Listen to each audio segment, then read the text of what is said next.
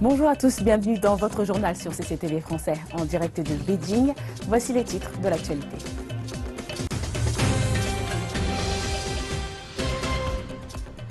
Le président chinois et secrétaire général du Parti communiste chinois Xi Jinping rencontrent un envoyé spécial vietnamien à Beijing. Les pays encourageant l'arrêt des hostilités en Syrie se rencontraient lundi à Genève pour tenter de consolider le cessez-le-feu. Les autorités françaises lancent des bulldozers contre un camp de réfugiés dans la ville de Calais, dans le nord du pays.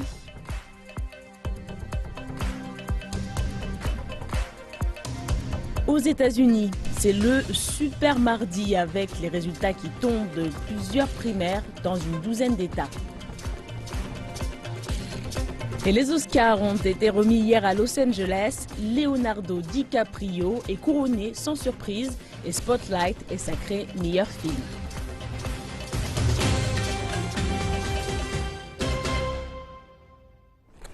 Et à la une de l'actualité, le président chinois et secrétaire général du Parti communiste chinois, Xi Jinping, a rencontré l'envoyé spécial de son homologue vietnamien à Beijing. Dans une lettre, le dirigeant vietnamien Nguyen Phu Trong a déclaré que développer des relations saines, stables et mutuellement bénéfiques était conforme aux intérêts fondamentaux et à long terme des deux peuples. Il a ajouté que les deux parties devraient promouvoir la coopération économique et commerciale et maintenir ensemble la paix et la stabilité. Par ailleurs, Xi Jinping a souligné que le fait que les deux pays avaient un futur commun et la Chine souhaitait renforcer sa confiance politique, promouvoir la coopération pragmatique et gérer de manière appropriée leurs différends. Le gouvernement chinois a annoncé qu'il soutiendrait la prochaine résolution du Conseil de sécurité des Nations Unies qui imposera de plus fortes sanctions à l'encontre de la République démocratique de Corée. Cette annonce a été faite par le représentant spécial de la Chine pour les affaires de la péninsule coréenne, Woo Da-wei, après une réunion avec son homologue sud-coréen, Wang Jung-kook, à Séoul. Woo Da-wei a déclaré que les deux parties soutiendraient ensemble la paix et la stabilité en péninsule coréenne. Wang a déclaré que les deux pays s'étaient mis d'accord sur le fait que la RPDC devait modifier son attitude. La Chine et la Corée du Sud ont décidé toutes deux de soutenir la nouvelle résolution du Conseil de sécurité des Nations Unies concernant les tests nucléaires et les lancements de satellites de la RPDC qui sera adoptée par le Conseil de sécurité. La Corée du Sud et la Chine se sont mises toutes deux d'accord sur le fait qu'en exécutant à grande échelle la résolution du Conseil de sécurité avec la communauté internationale, cela fera pleinement réaliser la RPDC qu'elle ne peut pas échapper aux lois internationales concernant le développement de son programme nucléaire. Nous nous sommes mis d'accord sur le fait que la pensée et le comportement de la partie nord doivent changer au niveau qualitatif. L'envoyé de la Chine sur le nucléaire, Woo Da-wei, a également exprimé son opposition au possible déploiement d'un système américain de défense antimissile à Séoul, en Corée du Sud. Woo Da-wei a transmis sa position solennelle sur le déploiement potentiel des batteries de missiles antibalistiques THAAD.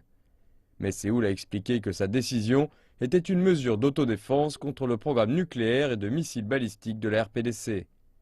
Les États-Unis ont également fait savoir qu'ils restaient persuadés que le déploiement de ces batteries était nécessaire, ajoutant qu'ils demeureraient engagés à utiliser toute la gamme de leur capacité de défense pour sauvegarder la Corée du Sud. Et autre grand titre de l'actualité, les pays encourageant l'arrêt des hostilités en Syrie se sont rencontrés lundi à Genève. Ils ont essayé de consolider le cessez-le-feu et d'ouvrir la voie à la reprise des pourparlers de paix. Et bien que tous les côtés aient signalé des incidents comme des pilonnages et des bombardements, cela fait longtemps que la Syrie n'a pas été aussi calme. À des milliers de kilomètres des ruines syriennes, des diplomates disent qu'ils détectent enfin la possibilité de bâtir une paix fragile. Le secrétaire général de l'ONU et son envoyé spécial pour la Syrie sont réalistes, mais ont aussi de l'espoir. Le cessez-le-feu est globalement respecté. Nous travaillons très dur pour être sûrs qu'il tienne. Ce rassemblement toutefois a examiné les allégations de violation de la trêve. Il a aussi eu l'objectif de renforcer les livraisons d'aide à des centaines de milliers de Syriens qui n'ont pas vu d'approvisionnement depuis des mois. Une reprise de l'aide humanitaire pourrait établir la confiance et mener à la reprise des pourparlers de paix qui ont échoué en février. L'envoyé des Nations Unies pour la Syrie cherche à reprendre ces discussions le 7 mars si les 2 semaines de trêve sont respectées. Mais c'est un grand si. Cette vidéo semble montrer le groupe islamique Ahrar al-Sham cibler des positions du gouvernement syrien. Ce groupe ne fait pas partie de l'accord actuel. Les forces de l'opposition syrienne accusent la Russie et le gouvernement syrien de les viser. Aujourd'hui, il y a environ 10 frappes russes et près de 16 frappes réalisées par le régime en 26 fois. Je pense que cela doit être surveillé. Nous avons perdu 18 personnes et avons 68 blessés. Les diplomates savent que la fenêtre d'opportunité n'est pas grande et que cette trêve temporaire est inégale et incomplète, mais le fait qu'elle soit globalement respectée est un pas en avant pour la Syrie, car le pays n'a pas connu de paix en 5 ans. Nous sommes encore loin d'une solution politique et pour se débarrasser des groupes islamiques violents, il faudra une coopération internationale d'une ampleur encore jamais vue dans ce conflit. Et en marge, les autorités françaises ont décidé de lancer des bulldozers contre un camp de réfugiés dans la ville de Calais, dans le nord du pays. 2 bulldozers et une vingtaine d'ouvriers ont commencé à détruire lundi des abris de fortune construits par les migrants avec la police anti-émeute stationnée non loin. Le camp avait attiré une attention internationale et les autorités françaises avaient proposé aux migrants d'être relogés. La semaine dernière, un juge français a donné le feu vert à un plan gouvernemental de démolition partielle du camp. Cela signifie qu'au moins 1000 personnes doivent retrouver un endroit où vivre. Le ministre de l'Intérieur dit que l'évaluation se fera graduellement et qu'il existe suffisamment de places dans la région et en France pour accueillir tout le monde. Et des centaines de réfugiés ont tenté de passer en Macédoine en franchissant une clôture depuis la Grèce. Plus de 7000 migrants sont actuellement bloqués à la frontière et la colère monte sur les restrictions de voyage. La police macédonienne a lancé du gaz lacrymogène quand un groupe de 300 Irakiens et Syriens ont forcé le cordon policier grec et se sont précipités vers une voie ferroviaire entre les deux pays. L'ONG Médecins du Monde a indiqué qu'au moins 30 personnes, dont de nombreux enfants, avaient eu besoin d'une assistance médicale. L'incident est arrivé plusieurs heures après que la Macédoine a autorisé uniquement 300 Syriens et Irakiens à franchir la frontière avant de la refermer. Il y a eu un changement rapide le long de la frontière entre la Grèce et la Macédoine après que l'Autriche et certains pays des Balkans ont limité le nombre de migrants pouvant entrer sur leur territoire. Aujourd'hui, nous commençons à recevoir les résultats des primaires américaines dans plus d'une douzaine d'États. Il y a tellement de gens qui votent qu'on appelle ce mardi le super mardi. Historiquement, les Asiatiques américains n'ont jamais beaucoup compté dans les élections, mais cela pourrait changer, notamment Virginie. En effet, les candidats voyagent dans cet État juste avant le vote et la communauté asiatique y est de plus en plus importante, spécialement pour les démocrates.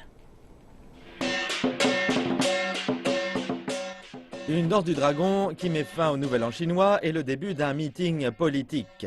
Une femme parle à un micro. Les Asiatiques représentent 4,8% de la population américaine. Mais en Virginie, où les courses sont serrées, les Asiatiques peuvent changer la donne. Personne ne peut gagner avec 2 ou 3 points de plus, alors chaque vote compte. C'est pourquoi Monica Lee, une Vietnamienne américaine, fait campagne pour Hillary Clinton.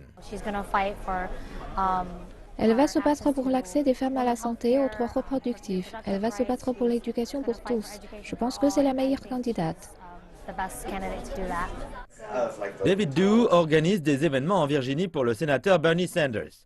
Il pense que Sanders va aider davantage d'Américains à accéder à la classe moyenne parce qu'il ne tire pas son argent de Wall Street. J'ai une passion pour Bernie Sanders depuis avril dernier quand il a annoncé qu'il allait se lancer dans une campagne propre, une campagne sans aucun des grands milliardaires. Punit Ahluwalia, un Indien américain, fait campagne pour le républicain Marco Rubio. Il dit que l'héritage cubain de Rubio en fait un allié des minorités qui se soucient d'économie et de sécurité. La plupart ne réalisent pas que nous allons vers une économie atone et des menaces terroristes tout le temps. Mais un problème critique pour chaque candidat courtisant l'électorat asiatique sera l'abstention. Beaucoup sont enregistrés, mais ils sont peu à se rendre aux urnes. Dans ce pays, chacun doit participer. Mon but est de pousser les gens à aller voter. Nous faisons du porte-à-porte pour traduire et parler les langues qui sont importantes dans nos communautés.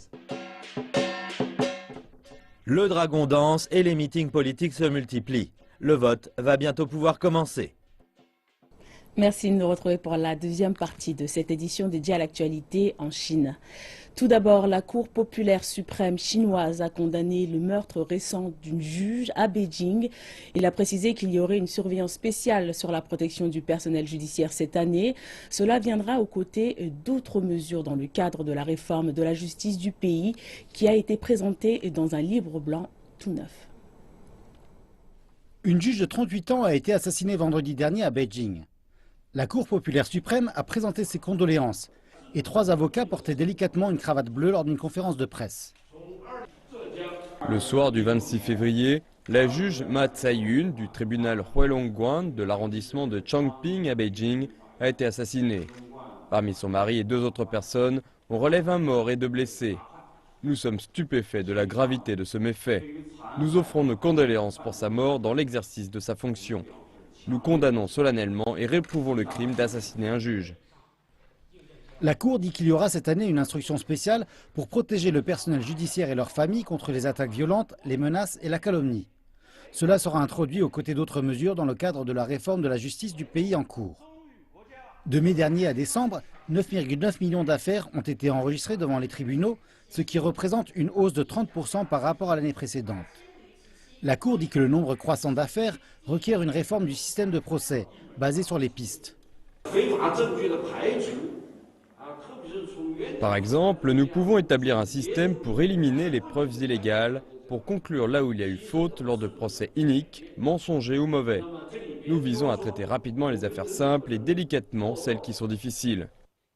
Cette année, les réformes se concentreront également sur l'expansion des circuits de tribunaux et de tribunaux transversaux aux divisions administratives, ce qui rendra les procès plus pratiques pour le public et garantira la mise en œuvre des plans.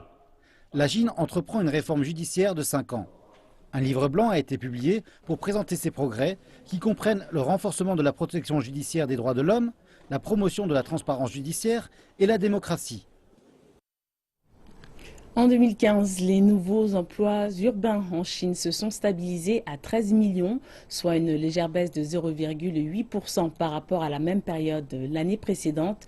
Ces données selon le ministère des Ressources humaines et de la Sécurité sociale.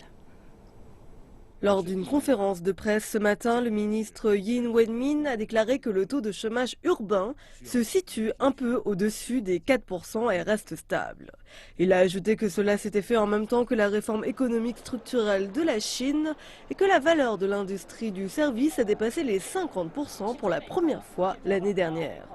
Mais les défis de 2016 sont les suivants.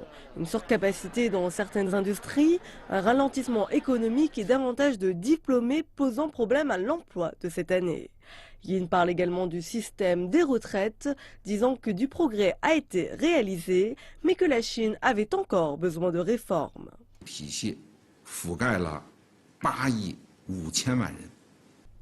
Le système chinois des retraites couvre à présent 850 millions de personnes, sans compter les étudiants et les très jeunes enfants.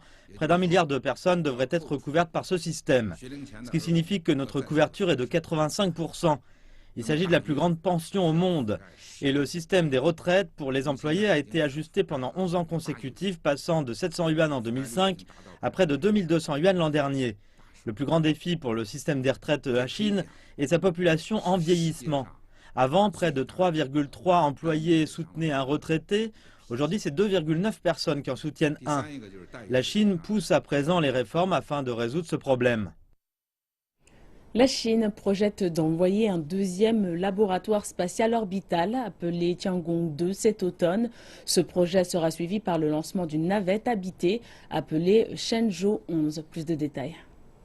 第4季度发射神舟11号载人飞船 Shenzhou 11 sera lancé au 4e trimestre. Il s'améliorera avec Tiangong 2 avec 2 astronautes à bord.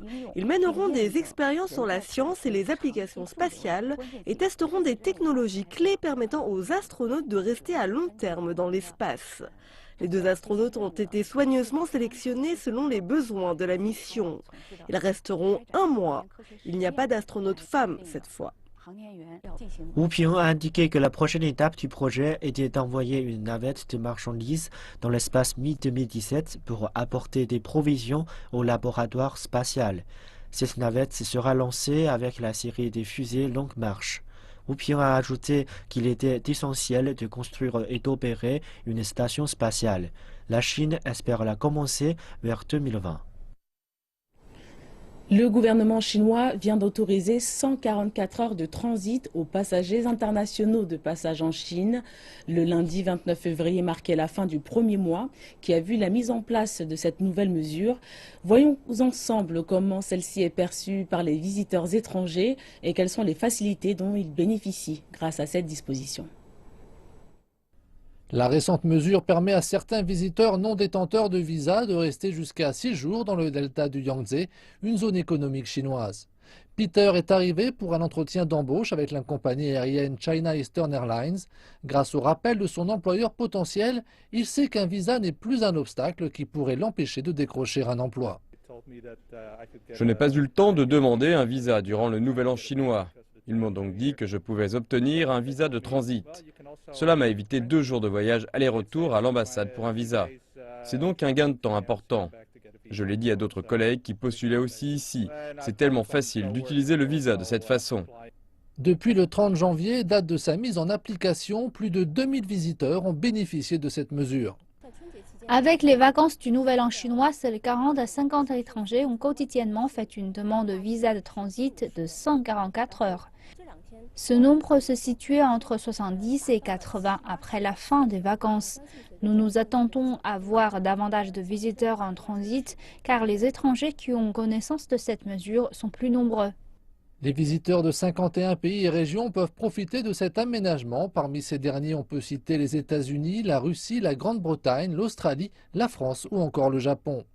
Les citoyens des pays et régions autorisés peuvent transiter par plusieurs points d'accès de Chine, dont voici une liste non exhaustive. Les visiteurs doivent entrer et quitter la partie continentale de Chine par un de ces points d'entrée et de sortie. Ils doivent rester moins de 144 heures dans la région du delta du Yangtze, qui comprend Shanghai, les provinces du Zhejiang et du Jiangsu. Une fois, nous avons reçu une demande dans laquelle un logement était prévu dans la province du Guangdong. Nous avons dû refuser cette demande et demander aux visiteurs de modifier son itinéraire avant son entrée sur la partie continentale de Chine. À leur arrivée, les passagers qui souhaitent obtenir un visa de transit gratuit valable 6 jours doivent présenter leurs documents de voyage internationaux, leur ticket de voyage ainsi que leur itinéraire écrit. La procédure est la même que pour l'obtention du précédent visa de transit. La prolongation de la durée du visa et l'élargissement des critères d'obtention du document visent à permettre l'arrivée de davantage de touristes, mais aussi à faciliter une coopération commerciale et intellectuelle. Le tant attendu parc Disneyland de Shanghai va ouvrir sa billetterie d'ici la fin du mois de mars.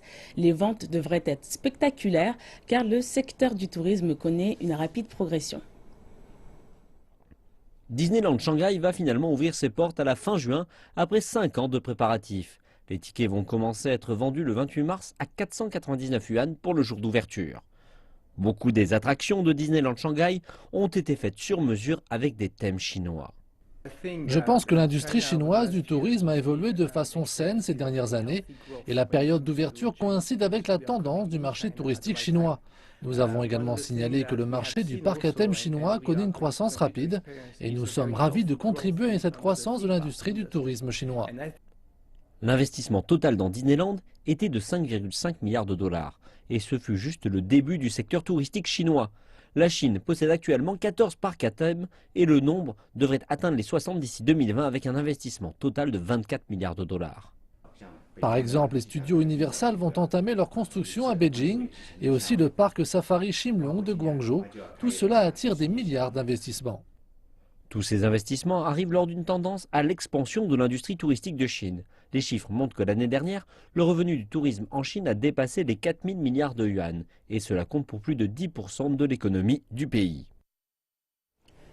Et revenons sur les Oscars 2016. La liste des grands gagnants a été publiée hier. Leonardo DiCaprio repart avec l'Oscar du meilleur acteur avec cette 5e nomination. Et Spotlight remporte celui du meilleur film. Et Mad Max repart avec 5 statuettes. Retour en images sur cette formidable soirée. And the Oscar goes to Leonardo DiCaprio. Il y a eu des déceptions et des surprises, mais la récompense de Leonardo DiCaprio pour le titre de meilleur acteur n'était pas l'une d'entre elles. Son portrait de Hugh Glass, un Russe ravi de revanche après la mort de son fils, a été salué, pas uniquement pour son jeu d'acteur et pour son endurance. Malgré les difficiles conditions de tournage pour DiCaprio, il n'a pas hésité à parler de la protection de l'environnement. The Revenant s'adresse à la relation entre un homme et l'environnement. Le changement climatique est réel. Cela se déroule maintenant. Nous devons cesser de nous atermoyer. Pour les enfants de nos enfants, ne prenons pas cette planète pour acquise. Et je ne considère pas ce soir comme acquis non plus. Alejandro G. Inarritu. Et Alejandro González Iñárritu a marqué l'histoire en décrochant le prix du meilleur film pour The Revenant. Et après le succès de Birdman l'année passée, il est le premier Mexicain à remporter 2 Oscars du meilleur film d'affilée. Mad Max Fury Road a remporté les premières catégories avec 7 Oscars pour meilleur design de la production, meilleur montage et meilleure bande-son. And the Oscar goes to Spotlight. Mais Spotlight, un portrait virulent sur une enquête du Boston Globe sur des abus sexuels dans une église catholique, a remporté un Oscar surprise du meilleur film. Le film a remporté une série d'honneurs sur la voie des Oscars, battant non seulement The Revenant et Mad Max, mais aussi The Big Short, Bridge of Spies, Brooklyn, The Martian and Room. Ce film donne la parole aux survivants et cet Oscar amplifie ses propos. Et nous espérons que cela deviendra un chœur qui résonnera jusqu'au Vatican.